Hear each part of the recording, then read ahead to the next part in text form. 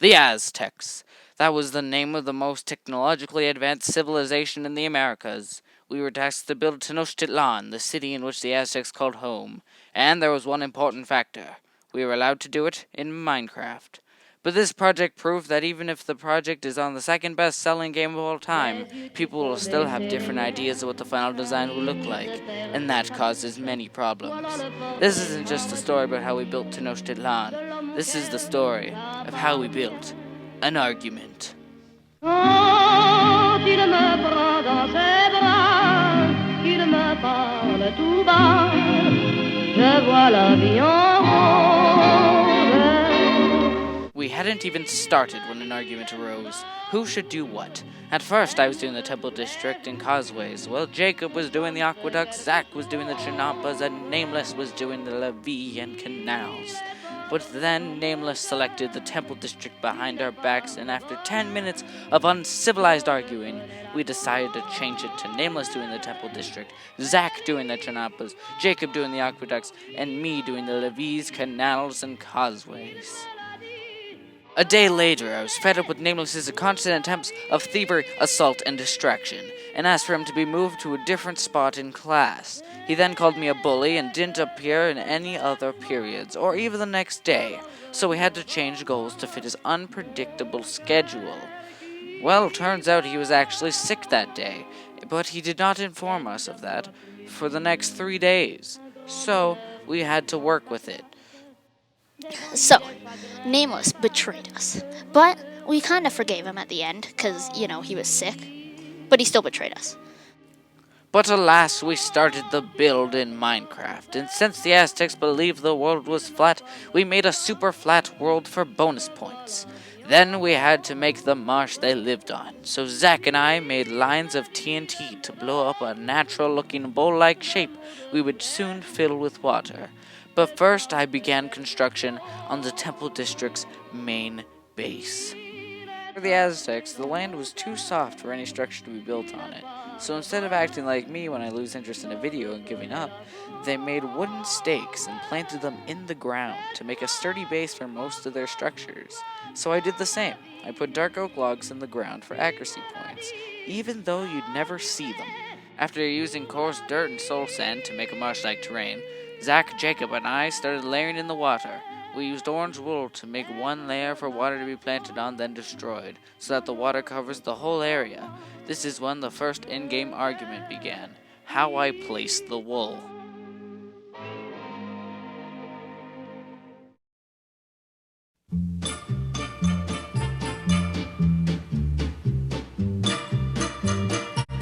So Jonah placed the wool so inefficiently. So the proper way to place wool is to do it in a straight line, back and forth. But Jonah here, he placed it all just like random everywhere mumbo jumbo. It's so dumb. That was dumb. Yes, it was. Luckily, it wasn't long, and since everybody else had to go somewhere important, I was left alone to start work on the mountains and causeways. Nothing really interesting happened except for me finding out that Steve can blink. But other than that, it was basically your simple Minecraft building session. I was going to put a block of TNT over the causeways because they were designed to be easily disposable in case of attack. But I decided not to because rebuilding the causeways is a chore. After building the mountains and setting up the aqueducts, a parrot named Tom landed on this conveniently placed cactus.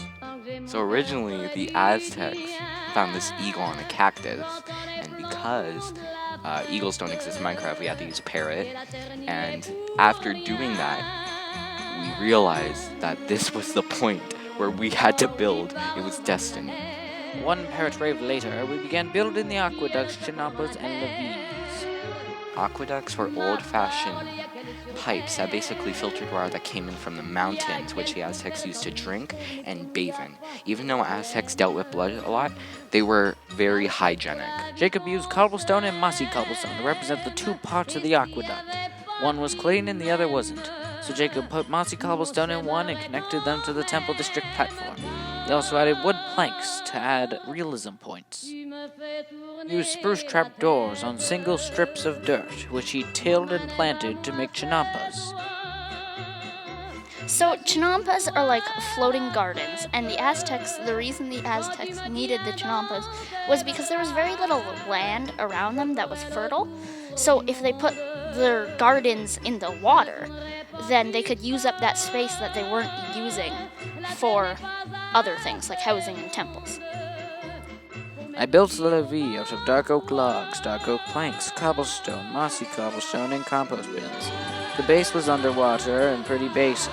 I just mixed together some cobblestone and mossy cobblestone, then stacked up some dark oak logs as support, added the compost bins as a cool thatch design, and finished it off with some really basic redstone to make the filter gate. Basically, the levee was a 17-kilometer wall with many openable gates made by Nessawakoyotl to filter fresh water into their cities so they could grow their crops and be home to far more wildlife.